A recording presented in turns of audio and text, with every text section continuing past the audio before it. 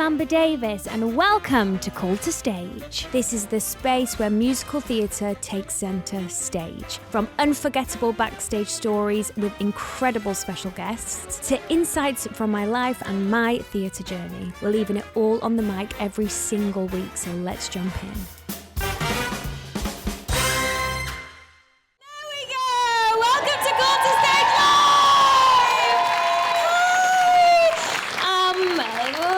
Where do I even start with the last 48 hours?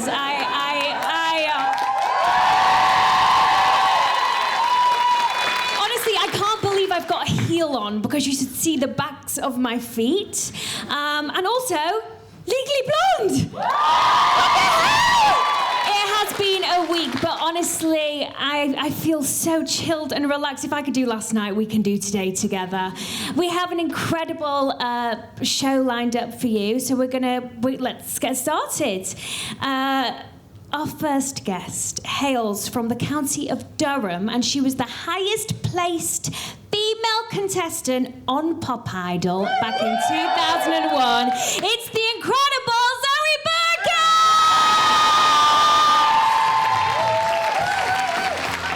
Hello. Look at her! I've even got music. Thank you, everybody. There we are. Now you have to...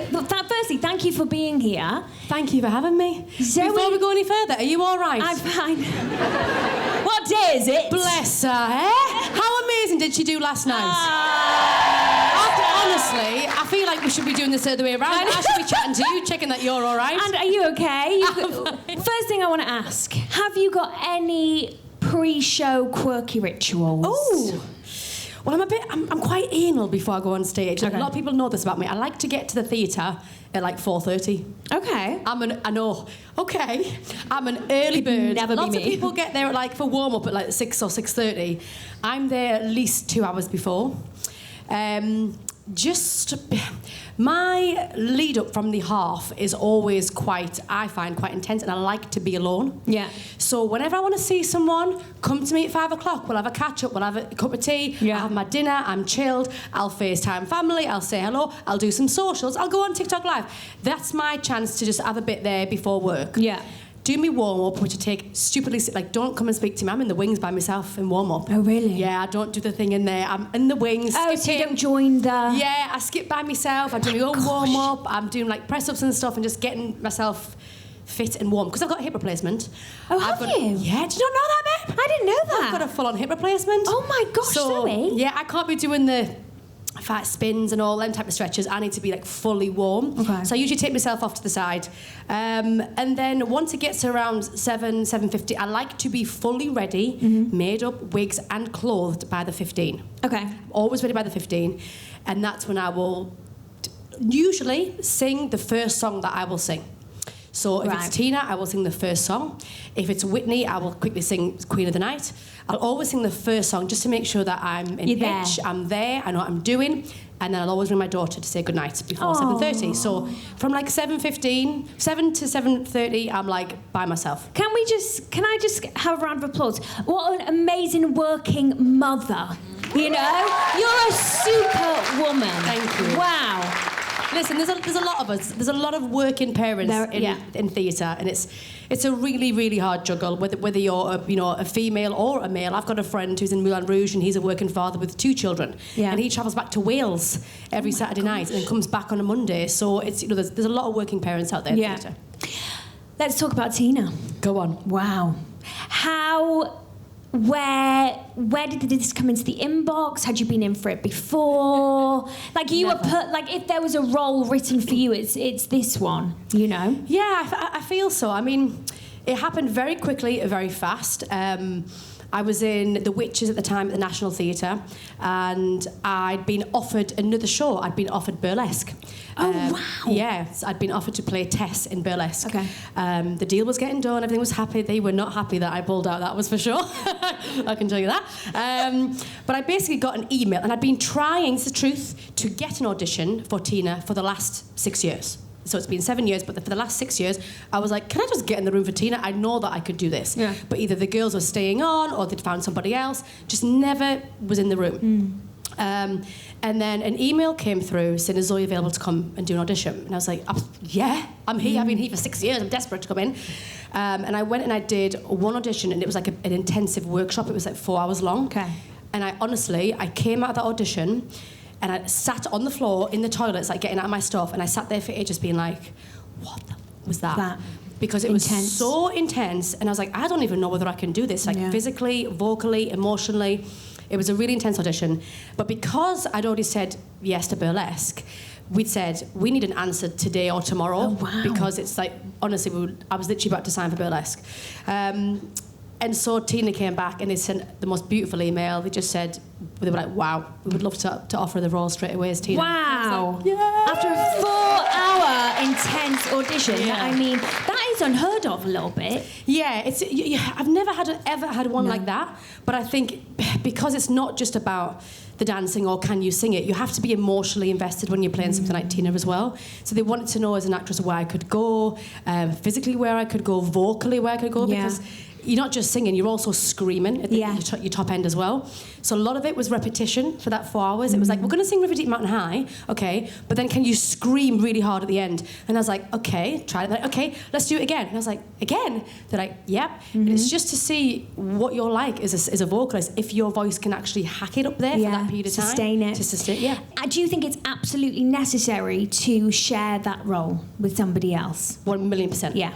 And I'll be completely honest, when I was told that I was sharing the role, I've never shared a role ever. So to me, I was like, what is it, like an alternate situation? Do I get lots of shows and then she gets 2? Like, how does it work? Yeah. I even asked for, I was like, just so you know, I can do all 8. Yeah. That's what I said at the beginning. I was like, I can do all 8. Like, I know my own strength. And they were like, I'm sure you probably can if you wanted to, but that's not how it goes for safety, for lots of reasons. And I was like, okay, so who am I sharing the role with? I was very, very fortunate to have the most wonderful person to share the role with. We got on like a house on fire. Caris Anderson. Caris, and it was just going into Moulin Rouge, and we just became sisters immediately. And I think she's been with the show for quite a while, and so she's shared the role with other people. Okay. And she's openly said she's never had a bond like how she had with me. And I think it changed her journey in the show as well. This year was the first time ever they'd done a 5 and 3. They'd been doing previously 4 and 4, so you're doing 4 each. Yeah, which I think is amazing. Which is great. But again, I was like, I can definitely do 5 of these. And don't get me wrong, you got to show 5 and you were like, yeah, I'm done. I'm done. So, but as a mother, was that amazing just to know that I do the 4 shows and then I get time off to be a mum? I think yes, if I had a house, but I did this very stupid thing of deciding that I was going to do a massive renovation project, and I agreed to do it when I was in the Witches. We bought this house basically that needed a full renovation. It was like 2 properties on one. My mum lives at the end of the garden, and she's our nanny, so it was like, okay, we've got to do these 2 properties. The builders were like, we're ready to go from June, and I was like, brilliant. I hadn't signed for Tina by that point because we instructed them in January, and then Tina came along, and I was like, this all clashes with the builders, what we're going to do. So I think under normal circumstances, it may have been less stressful, but it definitely was stressful playing the role, heading back to a house which was cold, had holes in the walls, the roof was off, we had to move out. It was living in a motorhome for a little while. If anyone's followed me on Instagram, I've lived in a motorhome, I've lived in hotels, but we're back in the house now. But that whole period was crazy. Crazy. But the balance of being a mother and doing the 5, yes, was perfect, and I think we should have more of that. I think with really hard roles, we need more of that. I do. I even find it crazy how they've only just brought in an alphabet alternate. How is that a sustainable 8-show-a-week thing? Yeah, it's insane. I think, and if you actually speak to the majority of women who are parents and mothers, everyone would be up for that. Yeah. Because it's a good work-life balance. You're going to get a happier mother. You're going to get a happier performer. Yeah. So, Zoe, can I ask, when did you discover your voice? I feel like I've got to give credit where it's due. I didn't really discover my voice until I was later on. I always wanted to be a dancer. Okay. I was obsessed with Britney Spears. So, like, everything was Britney. As everyone is. Like, yeah, my dream was to be like Britney Spears, backing dancer. So I'd done lots of dance training when I was younger. I'd trained in disco, in ballet, in, like, commercial, musical theatre. And I was like, that is the aim, that is the goal. Did piano as well, but then I had my first hip operation when I was, I think it was maybe 13 maybe, and I had 3 pins put into my hip. And my surgeon said at the time, like, you will never dance again. And I remember that feeling as like a teenager, just being heartbroken, but like my whole dream is crushed, everything is done, everything I've been training for is over. And then my mum was like, we all think you can sing, like there's something there. So I used to go and have classical training across town in a place called Middlesbrough. We used to get like buses across because mum couldn't drive at the time. And we'd go across and I'd get singing lessons. And it just turns out I'm a better singer than I am dancer, which was kind of, oh, come on, you know, it kind of works out. Here. It's worked out in my favour a little bit as well. Did you injure your hip? My hip came out the socket. Basically, That's what happened. Whether it was, you know, a lot of dancing, with my age as well, hips move as well when you're younger, growing. But it was just out of its socket. So we put 3 pins in it to kind of keep it in its socket. But then now I've had a full hip replacement. Okay. So I've got a brand new hip, which is awesome. Fantastic. Like, it is the best. If you're in pain, like, get it done. It's got my whole life back. I can't tell you. I literally had my operation. 3 months later, I was in Moulin Rouge doing can-can kicks and cartwheels, and I could never sit in the middle like this. I couldn't tie a shoe. I couldn't go running. I wasn't, you know, a flexible mum at the playground. Having this done has completely changed my life. Oh, wow. I love that. Talk about Moulin Rouge. Go on. So you went in as Arabia. Yeah. You know, I've actually never seen Moulin Rouge. Don't now. I know. The OG's the best. I know. So you went in as Arabia and then you played Satine? Yeah, it was a bit of a mad, crazy time. So towards the end, I was like basically on for the last 2 months. Okay. So I went in as Arabia, and then I got asked to first cover, and I'd never covered before. And I was like, do you know what? Back in the pandemic, I'm all about learning and growing. I think it's really important. And I was like, I love the track of Arabia. She's fun and she's fierce, but there's like half an hour off in Act 1 that I don't do anything. And they were like, would you consider being first cover? And I was like, yeah, okay, I'll give this a go, give it a crack. Loads of extra rehearsal. That's the only thing about when you learn a track, then you got your track done, and then you got to go and learn somebody else's, which is like a whole new, you know, mindset.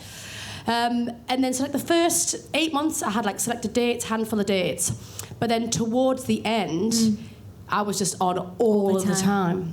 And it was amazing. It was incredible, a great experience. And I always say with that, learning to cover is a different mindset. And I always, you know, take my hat off to people who can, you know, like swings who can go on at any given moment. Because I remember one day I was Arabia in the afternoon and then I was Satine by night. Yeah. So in that 2-show day. So I think it really helped me grow and just nurture and learn a bit more of that side as well, you know. Did you ever take over the role of Satine?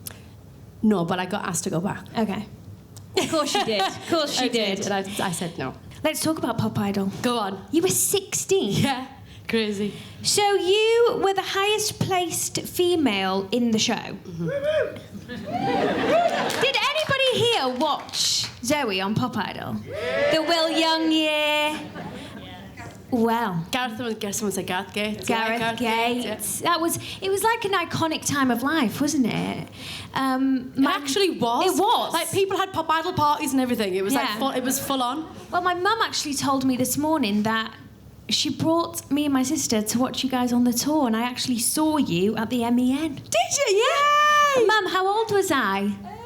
Oh gosh, what year was it? Don't show my age now, Mum. I must have been about 6. It was in 2002. 2002. And would have been 6.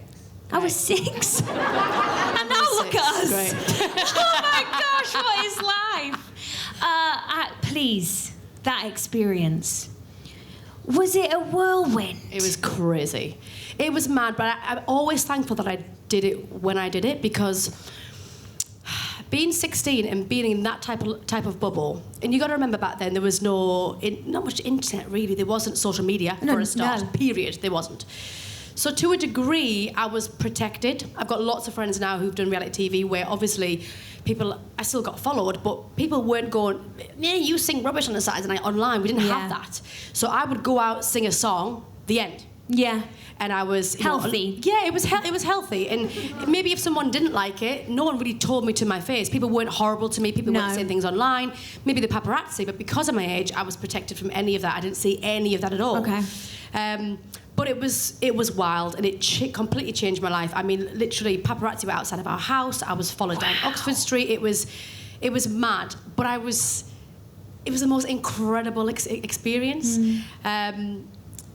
And I'm just always thankful that it happened when it happened, because again, how would I have dealt with situations now as an adult may not have been the same as what I did back then, because I was just singing a song. You're going to sing that this week? Okay. I'd go off, learn the song, have a couple of vocal lessons, and then sing it on a Saturday night, and it was brilliant. And also, I just think what's meant for you won't pass you by. You were always meant to do that. But I mean, doing the arena tours, that was wild. Meeting the fans outside, like hundreds of thousands of people, was like insane, screaming your name at Wembley Arena. So there was moments where I look back, and people I was writing with as well, Kathy Dennis, who wrote Toxic for Britney Spears, the writing, the music that I was doing and who I was with at them times, the management that I had, was top tier. Yeah. And everything has changed now. I feel like some of my friends aren't as well protected. You kind of release a song and then you're dropped. Yeah. I chose to leave my management and chose to leave the label because I wasn't happy with the music that I was writing. I was writing really naffy poppy songs, to be honest, and I've got such a big voice. Yeah. I was like, I want to be singing stuff like, Aretha and Whitney and stuff, and they were like, it's not in. Because back then, early 2000s, it was like Kylie Minogue and Danny Minogue and Britney, and they didn't know really where to put this 16-year-old with a big voice. So I was like, okay, well, I'd really like to leave, if that's okay, because I feel like you're not doing the right thing for me. Yeah. So I feel like I was definitely looked after in that sense. Wow. Where it's not like that at all today. People can release one song, and if it's not doing very well, boom, you're gone. I know. Or you can put something on TikTok and you become famous overnight. It's like such a crazy ball game, that world, isn't it? But it's so great. That's what I say to people who are younger, the younger generation, who want to get into music. It's at the tip of your fingers now. Like, if you want to get something out there, you have got the options to put it out there. Yeah. But then you also have to understand the backlash that you may get when people don't like it. Yeah. That's the only difference with my experience. I didn't have that backlash, touch wood. Even not everyone's going to like your performance. I'm sure people didn't, enjoy my Tina or my Whitney or whatever. I highly doubt it. but it's subjective. It's subjective. Of course. Theatre's subjective. You're not going to please everybody. No. But luckily for me, if anything negative ever pops up, do not come to my page with negativity. I'm not here for it. Block. I love women. I love sharing people's positive story. I've only just met you probably today. Yeah. But I shared straight away. Strictly, I share strangers if I know someone's doing something great. I'm like, I've never met you, but you're doing something wicked. It's inspiring. Let's go. Aww. But not many people are like that. Well, yeah, I know. You're very down to earth. You must have had a really good support system when you were growing up. I've just met your mum. Maybe I can hear my dad out there. He's out there as well. Dad's out there. Hi, Dad. Mum's in the wing. You can just tell you have had the most secure, down-to-earth upbringing. Mm-hmm. I've got such a close family. Yeah. It's extremely close. And it's something that I'm always thankful for all the time. My parents separated when I was young, and it could have gone either ways. I've got friends whose parents separated, and it's horrible. There's a divide, and you hear, between each other, and that child in the middle's like, oh, and it was never that way for me growing up. So we have a wonderful blended family, and the support that I've always had from them has been constant, even in things they might have thought, is she gonna be all right doing that? They've always gone, just give it a go, we believe in you. And there's always been that there. I've got an incredibly supportive husband who thinks I'm amazing, which is brilliant. That always helps, because sometimes you have relationships. I've had relationships in the past where, envy. Partners have got envy, and they're like, you're great, but I'm also very intimidated, and that's a bit too much for me. And he's just like, go on, you can do it. He's like, all the time, which I think is great for someone like me in this industry when you need that support. So I've got a great network around me for sure. Please, can we give Zoe a massive round of applause? Thank you. I think I'm a little bit in love with you. If you know me, you know there's one person in this industry that I could not live without. It's my incredible best friend, Natalie Paris. How do you feel? Yeah, fine. Good? Isn't she a force, guys? She's a force to be reckoned with. Thank you for joining. Thanks for having me. Have you settled in after our crazy 48 hours? Crazy 48 hours. I'm sweating. Are you? Yeah. We were actually going for a tattoo, guys, on Thursday morning. Yeah. We have a tattoo, and it kind of rubbed off both of us, hadn't it? Yeah.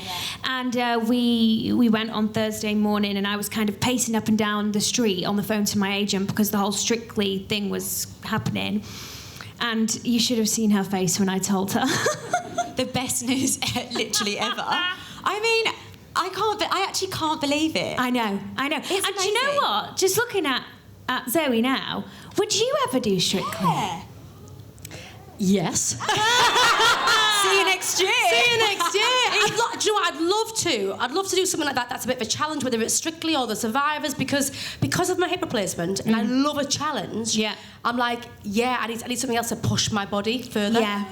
It's. I think anyone who's in this industry we kind of thrive on chaos, and and like I want to be pushed. I want to experience absolutely everything I can out of this lifetime. Zoe, favourite musical you've ever seen? Oh Lord. Ever seen? I like the old stuff, man. I love Cats. I did not expect that. I know. Like, I've got a thing about cats. If you follow me for a while, I've got a thing, like, there's been times I've put cat makeup on and I'm like, there's a Grisabella in me. Oh, like, that's what we're going for. Right? Like, honestly, I'm like, there's something about cats. Maybe because it was like a childhood thing. It was one of the first things that I saw as a kid. When the cats were coming out, I was like, this is insane. Like, Cats the musical will always have like a special place in my heart. I'm sure it's dying of death right now, but I mean... Yeah, I love a bit of Cats. Grisabella. Yeah, I do. That has to be like on your bucket list, please. Yeah. I mean, yeah. Why not? But Cats is definitely up there. Nat, there's only one correct answer, so if you don't say it, I'm going to be so disappointed. The Great Gatsby. The Great Gatsby. Oh my gosh. I mean, wasn't she amazing in it though? Come on. Was it? Yeah. I'm still so sad. Honestly, I'm still so sad. Any musical on the West End right now that you would love to do, both of you? No. I like that. It's strong. No, like there's some lovely, cute things out there, but I'm in a very different place now to where I was. Even something switched in the pandemic with me. I was like, I want to do more TV. I want to do more acting. I love chatting, so I've been doing loads of presenting work. So there's a couple of things at the moment that are in the pipeline that are new for next year that are gritty. Northern. There's some fantastic Northern writing that's happening right now, and I'm like, hello. Yeah. Like, get a Northerner. But currently, right now, there isn't, no. Do you know what? I can see you on telly presenting. You're so, like, confident and strong. I love chatting away. Like, honestly, just putting it out there. But, I mean, if you're giving it 5, 6, 7, 8 on the telly, if you need a call to stage, I'll come with you and just be like... That's so funny. Do you know what I mean? Leighton said exactly the same thing to me. No, Leighton, yeah, no! He said to me, if you need someone to host, call to stage while you're doing it. No, you can jog on, Leighton. It's my turn. You can co-host it together. Now, I can't believe I am going to be introducing this next person out onto stage. I'm actually fangirling a little bit. It's the incredible Samantha Barks!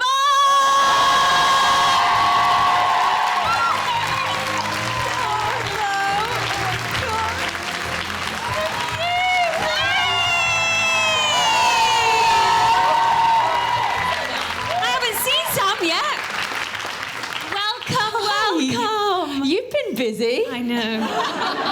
We'll talk about it in the interval. Yes. I'm loving this situation. Yes. Guys, so Sam and Natalie have actually done quite a few China trips together. We have. Two. Yeah, we've. How many weeks is that in total? Like 5. So yeah, 5, 6. Yeah. I love that. And we've got Holly. You guys know that, don't you? Yes. Holly's the backstage. Yes. So 3 of you are doing it together. Yeah. I think this is one of the most important things about, like, okay, I love being on stage and performing, but it's the friendships you make. Oh my God, absolutely. And womanhood. Yes. We had the best time, didn't we, in China? Did. And it was just this magical time because I just had my first baby and he was 3 months old and he came on the trip, and then this time I was pregnant with my second, and so it was just this, we had this magical sisterhood, and it was just so special. So we are sisters for life. Again, another incredibly insane strong woman who's a mother in this industry. Please give her a round of applause. Look at these 3 strong women. It was funny, actually, because at the Gatsby press night, it was the first time we'd met. And so I was like that, oh my gosh, it's Samantha Barks. And she's wearing this beautiful 2-piece black suit. And I just saw this little belly pop out, and I thought, oh, she's pregnant. Because nobody knew, really, did they? No. And it's a weird time, I think, because I was like, you don't know how to dress the bump, I really. know, And it was I like, know. and yeah. And when did you go on maternity leave from Frozen? I was trying to work out before. He was 8 months old when I was doing Frozen still. So that was trying to dress that bump as Elsa. That was quite kudos to the wardrobe department. That is a whole situation. Superwoman. Did you ever, because I've experienced this, but did you ever get pigeonholed for a little bit? I don't think you got that, Sam. But were you pigeonholed slightly at the start with being a pop singer? Of course, but babe, I'm pigeonholed all the time, even today. I literally went for a meeting about a play the other day, and the guy was like, so have you ever done a play? I was like, I've just finished playing Tina Turner, which is basically 3 hours play with music on top. Like, don't disregard the work that I have done over the last 17 years in the West End because I haven't done a straight play. Yeah. So I think I'm always pigeonholed, whether it's singing, acting, presenting. I think it's natural as a woman that people do that. Yeah. In the beginning, of course, it took me a while for people to take me seriously in the West End because everyone knows me as a vocalist, so they were like, can she act? Great, got that, ticked. Now moving into presenting, they're like, can you do the journalism side of things? So I think forever there'll be people who will question you and try and put you in a box. Yeah. But it doesn't bother me. I love proving people wrong. It's like my favourite thing to do. Yeah. I'm like, never ever limit my limits. Yeah. I know my own expectations. It actually gives you fire a little bit. Totally. Yeah. I love it. I literally rang my agent the other day after this meeting about the play. And I was like, you're never going to believe what the director said to me. She went, what did you say? I was like, I've just literally finished filming for the BBC, where I'm a straight actor, and I've just finished playing Tina Turner, which is a 3-hour acting play. Yeah. I was like, so I can act if you've got a question over my acting ability. And I love it when people try and come at me with something like that, because don't come for me. Don't come for me. We won't. No, I've earned my stripes. And then, Sam, you've gone from being a contestant to judging a reality show. That was so much fun. So you judged Mamma Mia, I Have a Dream. What was the transition like? Because you've done it.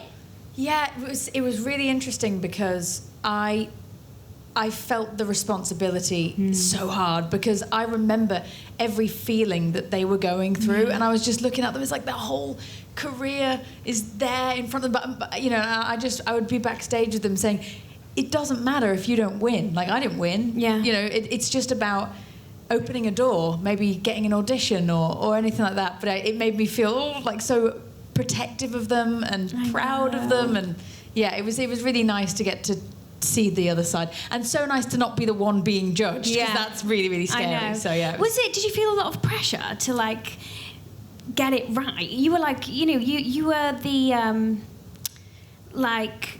what's the word I'm looking for? Sorry, I'm tired from last night.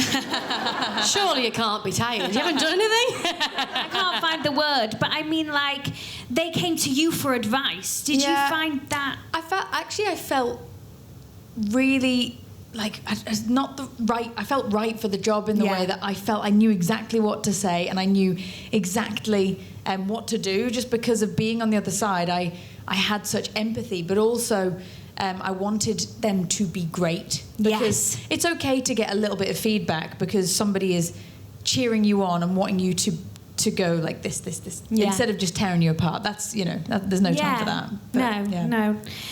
So we're going to have a 20-minute interval, and when we get back into Act 2, we'll be delving into the life of Samantha Barks.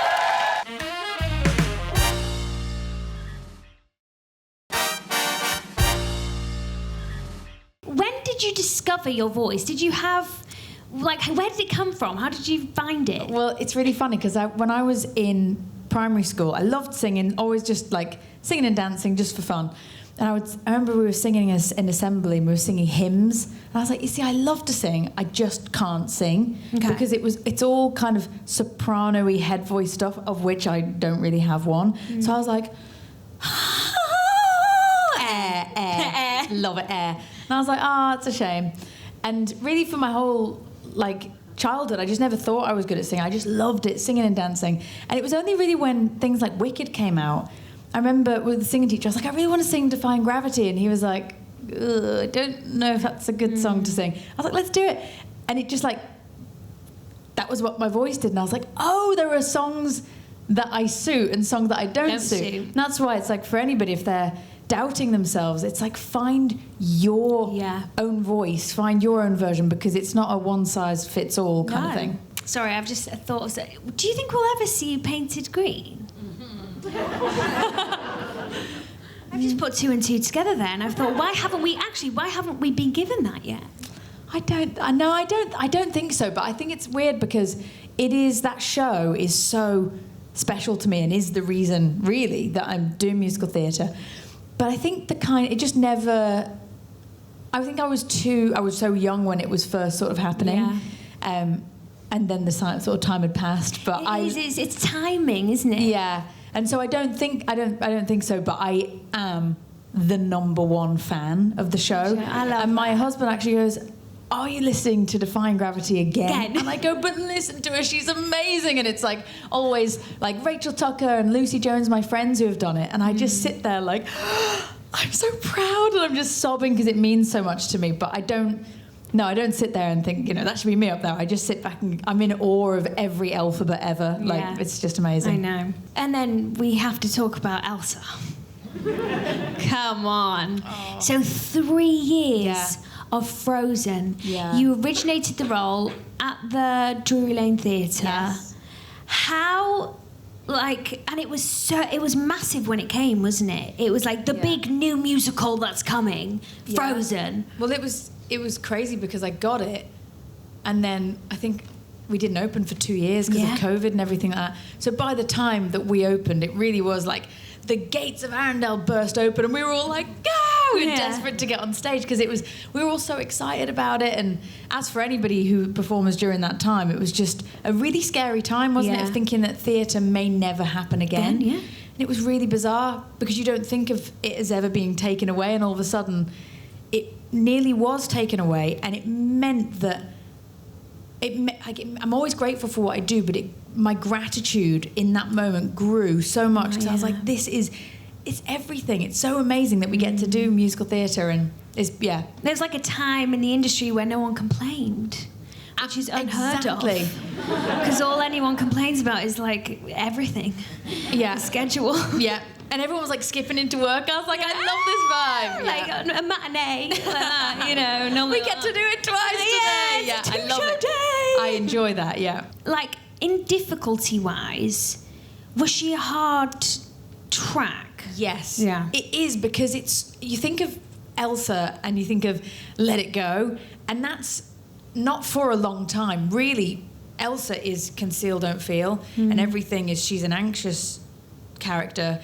And so it's really hard because you want to kind of go there, but you can't. And it's just like your foot's always like a little bit on the accelerator, but mainly on the brake, and you just go and then let it go. That's why it's such an amazing adrenaline burst, because for so long you've just had to keep all your emotions zipped up, and it's such a fun character to play. Isn't she just so magical to listen to? I'm like, Les Mise, Eponine. I mean, this is a massive part of your life, isn't it? Huge. And it's like, when I think back to being in Les Mis, I was 17, just turned 18. And it's like, to think that long ago and the friends I made on that, I feel like that was my uni. Yeah. And we got to have that experience together, and now, we're all grown up, and it's just a beautiful thing that we all got to share. And I read somewhere that you were in a curtain call at Oliver when you found out the news. Yes, I was taking a bow, and all these cameras come rushing out of everywhere, and I thought, I've missed that memo that there's some kind of photo shoot happening on stage. And Cameron McIntosh comes out and he's talking. It was Charles Dickens' birthday, and I was like, okay, there'll be a cake. Yes. Always love a cake. Something, that's where my mind's gone. And he's like, and that's why we've chosen her to be Eponine in the film. I was like, me? I'm still thinking about the cake, and it's like, oh my God. So I didn't get any cake, but I did get that role that night. You did get the role? Yeah. You know when you just think, like, the Eponine's sitting right there? Like, I've just kind of got all sweaty and nervous again. It was so fun. What was it like to film? Well, I'd never ever filmed anything. I'd never done a film before. And so the comfort blanket was Eponine, who I love and adore and had like a year, 8 shows a week with. And so to get to bring that into this completely unknown world was amazing because I knew her. I just didn't know this world. Circumstances, yeah. So, but it was. I mean, it was a really intense set in a beautiful way. But it's just like when we looked cold and freezing, we were cold and freezing, and you know, it was very, very exciting to be a part of. Did you have to alter your acting for the screen? Yeah, because you're used to, you know, big old theatre, and to be so intimate, like the cameras were actually there. Like my lips would be shaking. Like, well, they would because it was so cold. Yeah. It was so cold. I was like, because you're just covered in rain the whole time. But it was. That was how Tom Hooper shot it. Just everything so close and intimate, and a lot of things in one take. So, and that was quite fun because we're used to that. Like that's what we do on stage. We get one take per night. So I loved that element of it. But it was absolutely intense. And I have to ask, was Anne Hathaway lovely? Oh yeah, I mean, and we don't get to actually work together in the whole thing. So it was amazing to get to watch her. Yeah, it's like Devil Wears Prada, hello. Like, I'm obsessed. Princess Diaries, amazing. And then to see her in that role, she was just so incredible and so different to anything I think anyone had seen from her before. So it was amazing, yeah. And then finally, I've only got 1 minute left with you, and there's one really important question. The last 5 years with Jonathan Bailey. Yes. Can we discuss Jonathan? We absolutely can. So we did a Disney show together, like before donkeys ago. Yeah, when I was 18, I think, and I just adored him straight away. I was like, he is a star. But of course, it's like one of my first jobs. But I was like, I just feel like he's a star, and I know he is. And I'm like, God, I feel like he should be this superstar. Yeah. And he's also the nicest person in the world, the funniest person in the world. So much so that the director of this show, we would just laugh the whole time. We'd just laugh, ruin all the scenes, ruin all the things. And he was like, cheeky, can you Jonathan. take a jog outside the studio? We used to have to just go and calm down so that we could refilm. Anyway, then, I don't know if I should admit this. Oh, yeah, go on. I've never told anyone this, but I had an audition for the last 5 years. It's my dream show. Yeah. It is absolutely my dream show. I love it. And Jason Robert Brown's going to be there. Obsessed. Yeah. I'm obsessed with that. It's so exciting. So exciting. And you're going to do a chemistry read with who I don't know. I rock up, it's Johnny, and I'm like, oh, shoot. Oh, no. Because I know what happens when we get together. So we're doing the next 10 minutes, and that like nervous feeling starts coming. I'm like, oh, no, it's coming. And before I laugh, he knows I'm going to laugh because he can see the twinkle in my eyes. He's laughing, then I'm laughing, and then we are in fits of hysterics and we can't sing the song. And I'm like, oh, this is a final audition daunting. In front of Jason Robert Brown. And he went, all right, bye. You're good, bye. And he was like, you guys have got chemistry, go. And I was like, I just thought I'd lost the job. And he was like, I love you two together. And then we got the job. But yeah, but how embarrassing. I would do anything to see you two on stage together again. I would love that. I would love to do that show again with him. I don't know how. I know. How can we organise this? We'll have to ask him. But he's a bit busy, isn't he? Oh, he's just slightly. Just a little bit busy, but yeah. Well, Sam, thank you so much. Thank you. You have been incredible. Please give it up for Samantha Barks! It's time for our last guest of the matinee. I'll stand up. It's our Eurovision princess. It's Holly Hall!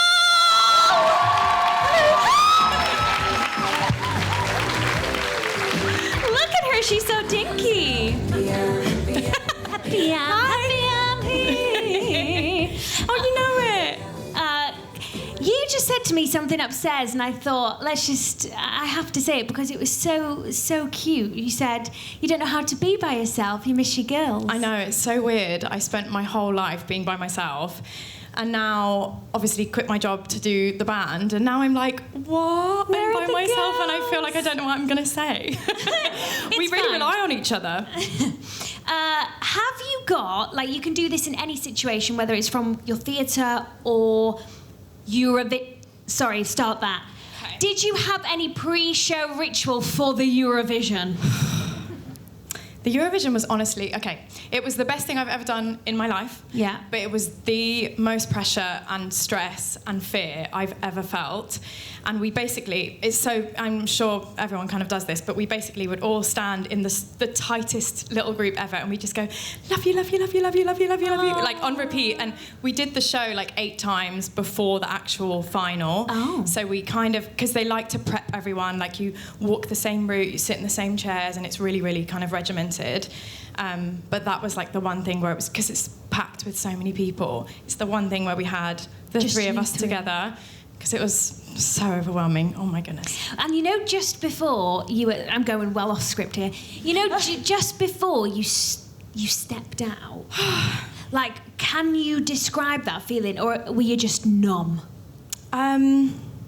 It genuinely makes you rethink your whole career. Yeah. We'd honestly be stood side stage like, why are we doing this? Why are we doing this for a living? It's so terrifying. I But know. honestly, having the 2 of them there, I have so much respect for solo artists. I don't know how people can do that by themselves. It's insane. You all look so good together. You sound so, like, you did us so proud, didn't they? Like, they did such an incredible job.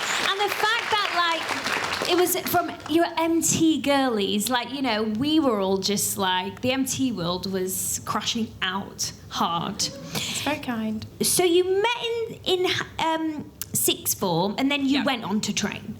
Yes, yeah. Okay. So we did we just were at a normal sixth form, but we kind of started a little band just for fun, singing, you know, when you're singing with your mates. Yeah. And we would just literally just do it for fun, and it would get to a point where like our teachers would be like, guys, are you going to come to class? And we're like, no, we're singing, sorry. And yeah, our free periods fell every Monday, which is why we're called Remember Monday, because we'd be like, oh, see you Monday, don't forget Monday. And we'd honestly just sing for fun. Like, it was our idea of getting our nails done or shopping. That's all we did. And yeah, now it's really serious. Yeah, pretty serious. You're going on like an arena tour soon. What were you called before Remember Monday? So we were called Houston. Houston. Which is a really, we auditioned for the X Factor back when we were 16, and we were like filling out the forms on, you know, who we were. And we were like, crap, we don't have a band name. What sounds cool? Houston. Is that literally the story? Genuinely, that's why, for the X Factor. So your 2 bandmates are Charlotte and Lauren. Mm-hmm. Lauren's in the industry, isn't she? Everyone knows Lauren Byrne. Everyone knows Lauren Byrne, right? Did anyone? You know, I have a bone to pick with her. Actually, no, this is a story. I'm going off track here. I went to Georgina Castle and Simon Lipkin's wedding. It's the first time I'd actually see Lauren in person. Oh, yeah, she told me about this. Yeah. And I have a bone to pick with her because we were doing West End Live, and it was back in 2022.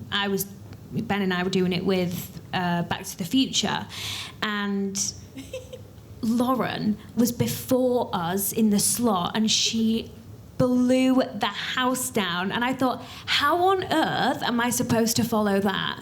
You know, I said, I have a bone. We have a problem after that.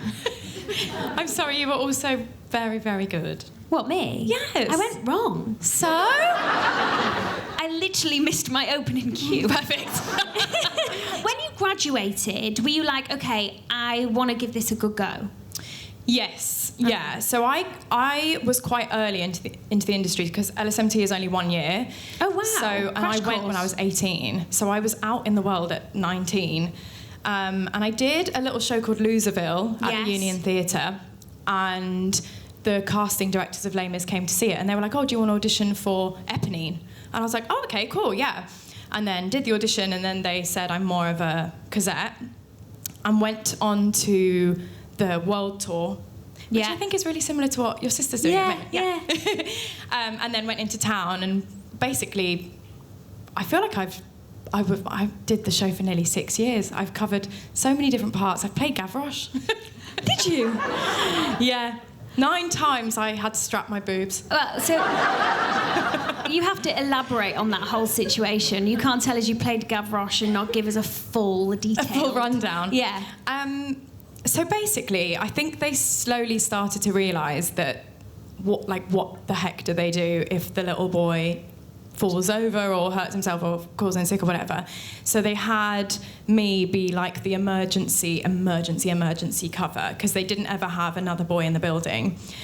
And yeah, so I did the tech, blah, blah, blah, waited ages and ages, and then this little boy kind of falls ill just at the half. And I was like, oh my gosh, it's happening. I'm going on as Gavroche in the West End. And then it was great. It's such a great role, by the way. Wow. Really recommend it. I know, I just feel like I've added a new list to my dream roles. Honestly, Amber, it's iconic. I mean, I'm not going to spoil it, but it's like quite iconic moments that he gets. And yeah, I feel like the little boy maybe like got wind that, I don't have to be here if I don't want to be here. Because I've got a cover. So just literally at the last minute, he'd just be like, I'm going to go home, I feel really sick. And I'd be frantically running around, like painting my teeth brown, strapping my boobs. Okay, I'm going on as Gavroche. And he'd just walk past my dressing room like, bye, have a good show. I'm like, dude, you look fine. But it was really, really fun. I loved it. Would you be wigged with a cap? Mm-hmm. I'll show you the picture. It's that's what I'm after. So horrible.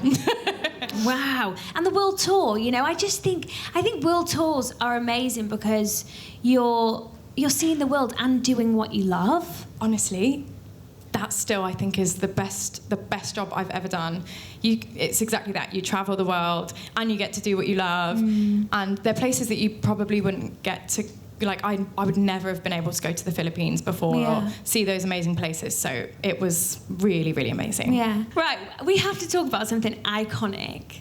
I'm so scared. My Camp Rock. Okay. She's done a dive. I've done a deep dive. No. So Holly won a Disney competition. Does anybody know this? This is so niche. This is niche. It's right it's up my street. Okay. I've just worked with Corbin Blue. Like, this is up my street. Yeah, that's quite iconic as well. She won a Disney competition called My Camp Rock. Is there any way we can watch this or not? No. And you recorded This Is Me. Yeah. In a studio, I guess? Yeah. Can you please tell us, like how, what, why, when? So it was when I was 14. Mm-hmm.